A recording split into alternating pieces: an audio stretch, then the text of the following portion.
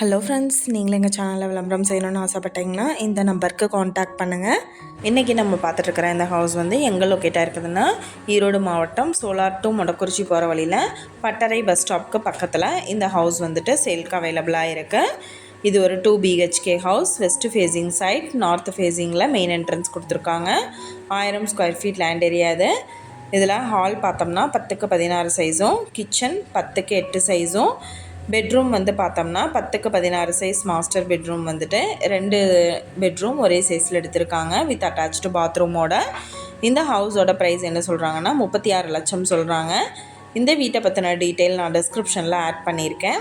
உங்களுக்கு ஏதாவது என்கொயரி வேணும்னா கீழே ஸ்க்ரோல் ஆகிற நம்பருக்கு காண்டாக்ட் பண்ணுங்கள்.